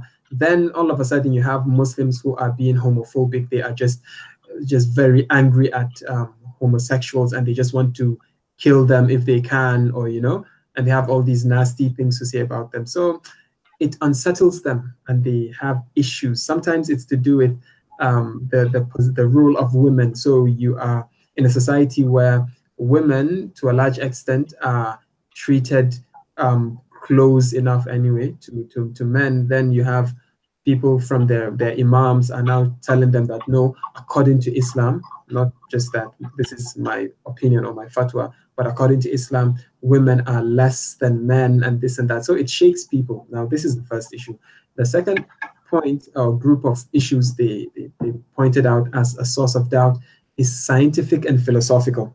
Now, this is probably what part of what we've touched. So people have, especially coming from the Ijazi background, where they say, okay, or they say, well, you say the Quran is talking about the heart as an organ of cognition, but we know it's the brain. By the way, that's a very bad science, because the latest research is pointing to something else. Actually, it's the research is around the notion of the mind, but that's a digression. You can go and look for that. There's an interesting course on Future Learn called "What is Mind," and it's a very interesting one and insightful one. If you have the chance, please go and check it out. So now, it means the second group of issues are scientific and philosophical issues, right? Now, the third group, the last group of issues, are the trauma. I think it's trauma, yeah. So now, what's interesting about this last group is that usually people have traumatic experiences. Sometimes it's because their family is very stern on Islam and they're just very harsh about it. And when they're harsh and being I would say fascist about it, they always go back and justify it as an Islam, and they just say, because it's Islam, like you're supposed to, like, if you don't like it, I have to beat you, or I have to do this, or, you know, you have all sorts of things. And sometimes you have women who are maltreated by their husbands. So it's not just an issue that was a social issue or a philosophical issue. No, they have experienced this. Maybe their men are beating them up and they say it's okay in Islam, right? Someone this, someone that. So you have all these experiences. And even from that study, what they are saying is that it seems the root cause of all these issues is actually this trauma, this traumatic experience. But to justify your next step, you then look for the social and moral, and sometimes you look for the philosophical and scientific issues. But a lot of the times it's really the moral, the traumatic experiences. So yes, we look forward to similar studies in Nigeria, and maybe we can also wait on the next phase of their study to learn more about it. But yeah, like I said, in summary, I believe there's an inadequacy of response. Second, we have the Dawah Institute of Nigeria that is currently working on this issue to address the issue of some of these questions, to try and address them among the young population. Then finally, there's a well-done study, which is Modern Pathways to Doubt by the Yaqeen Institute, which deserves our attention and maybe replication here.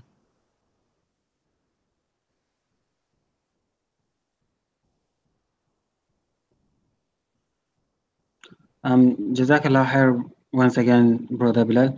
I think I agree with you. I also read the article you are talking about from Yaqeen. I think they also published another one recently. I think they call it, if I remember correctly, what causes Muslim to doubt Islam? A quantitative analysis. It's also, I think, it's a follow-up Yes. from the one that they did before. Yeah, and I think they present many good information there for anyone that want to follow up on that, inshallah. I think how many? So I think almost that is it. I will allow you, brother, to maybe conclude, to say some conclusion. Then I will, inshallah, conclude, and we will end from here, inshallah. Okay. So by way of conclusion, I think in summary, new atheism is here. I'm talking to our viewers in Nigeria. It's here. It's not far away. It's something we need to engage. And I think one of the best, certainly, it shouldn't be a bashing thing where you bash someone for doing this and that. Now, I think to some extent, some rhetorical plays where someone says this and you get them back with that, it has its place. But in general, it shouldn't evoke the hatred, you know, that it often does, where you just hate the person and just want to basically, yes, you might really hate what they're doing, but you don't have to make it so personal. Now, as to the task ahead of us is really to have these adequate responses, to be able to prepare young Muslims that might have these issues to be able to address these issues. Also, it's to create a welcoming environment, an environment that allows for these questions, because many of us, unfortunately, are raised up to have all these questions that are just taboo. So when someone, for example, many kids would ask, well, you know, where is God? And people would probably be like, oh, this is just this is blasphemy. Don't dare ask questions like that. When you check the Quran is clear. The Quran is actually answering that question itself. The Quran expects you, in a sense, to ask that question, because if not, then you know, there are some basic questions, I think, and the Quran itself is giving you answers to that question. Yet, when you ask adults, they just go like, don't dare do that. It's blasphemy. I would say to a large extent, it's their own way of covering up for their lack of familiarity with the Quran and whatnot. But we need to undo that damage and allow for this open space where people can ask questions genuinely, things they have doubts about. And there were some questions I had at the beginning on the first slide, which is, for example, when you say Islam encourages, instructs us to kill geckos, you know, this is one of those touchy issues. I haven't addressed it yet, but why not ask it if you feel very uncomfortable with it, right? Get a good enough response. And when you ask many people, they're just about, oh no, Islam must rule the world. We must conquer everyone. And then you're looking at them and you're saying, why are you not like Boko Haram then? And you're like, oh no, you know, those guys. Well, at the end of it, it doesn't quite add up. So we need to address this issue and clean it up from within and be prepared, create an environment that allows for these questions to be raised. If not, like I said, this guy told me about so many other people that told him in private that they are actually atheists by conviction. They are just pretending to be Muslims on the outside. So why are they not able to come out? It's really because they fear, they don't think we have that environment that can even deal with their issues, right? So we need to create it, I think, and we need to study. We can't have that unproductive responses that we just throw hate speeches and really do no good to anyone. Those who have decided to become atheists, well, we'll pray for them. I mean, if they have questions, we can try and to the best of our abilities. But I think our main concern are those who are still having doubts now. We need to bring them closer, try to provide them with the right responses and empower them to be able to seek for these responses so that they have more faith in the scripture itself and God, inshallah. Jazakallah khair, Brother Bilal, once again. Very informative, alhamdulillah. I think before we conclude, inshallah, I would like to read 2 comments by brothers. Then I will conclude, inshallah. Brother Zaraddin Osman said, indeed, he said, indeed, I think he's commenting on something that was said. He said, guess it's another tool of the new atheism. The same can be about a lot of other ideologies, feminism and the likes. How it is portrayed till people become okay. I think he's talking about the TV series and all of those things. He's saying that yes, it's a tool that is used by atheists, some feminists, I think, and homosexuals and other things to portray the abuse to people, showing them that it is something normal, it is something you can actually do, and it is becoming registered. It is being registered in the minds of people, I believe. The second comment is from Brother Muhammad Zaharuddin, who said they are most of the times logical in their explanation. If one should use the scripture, so one has to also devise some logical means to debunk their logics. I think this is also true. you by not only using don't only use scriptures while tackling the issues of atheists and new atheists.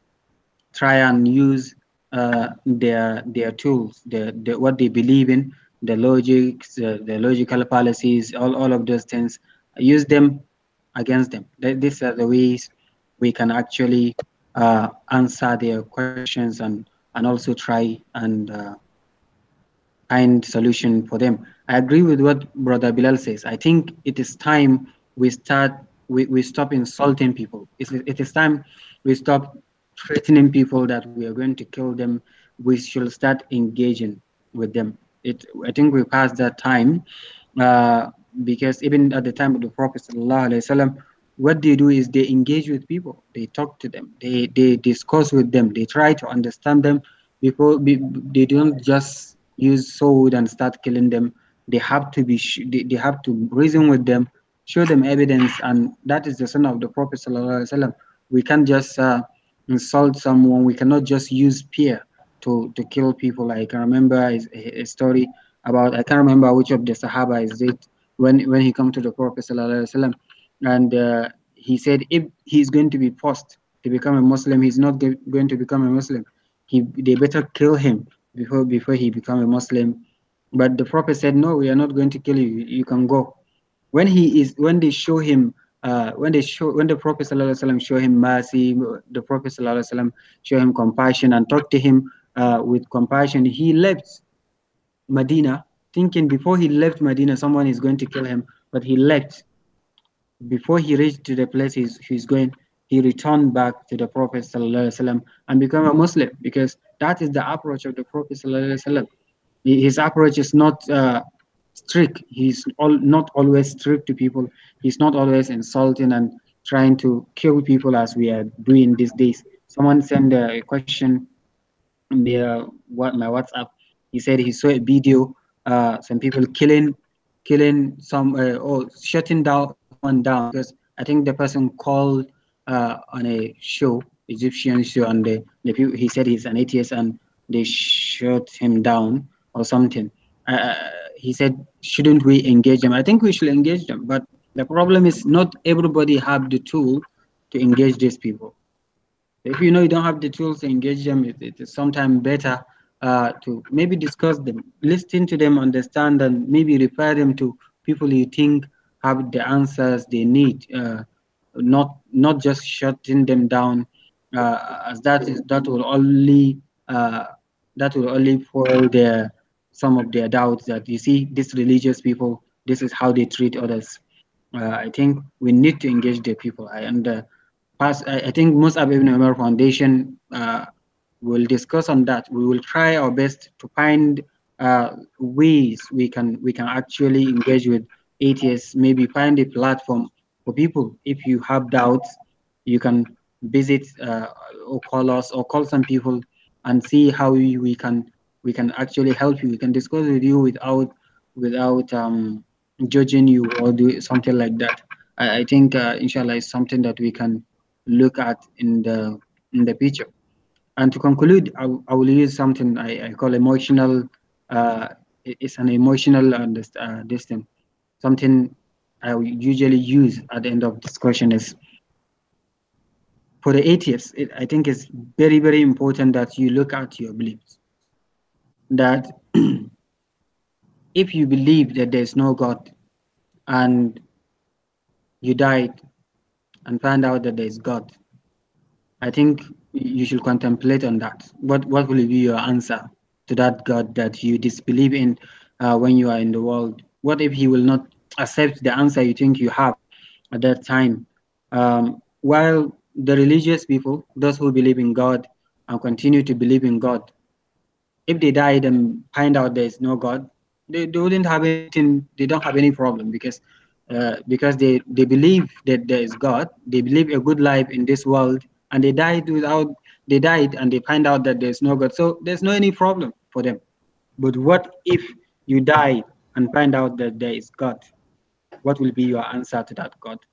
And brother Sabur Ahmad, someone from UK, said something that I think is I think you can, he said, you can believe in science, you can believe in evolution, you can believe in whatever you want to believe in, and you can also believe in Quran by looking at the reasons why you believe in the Quran, by looking at why you think Quran cannot be altered by man. You can believe in both.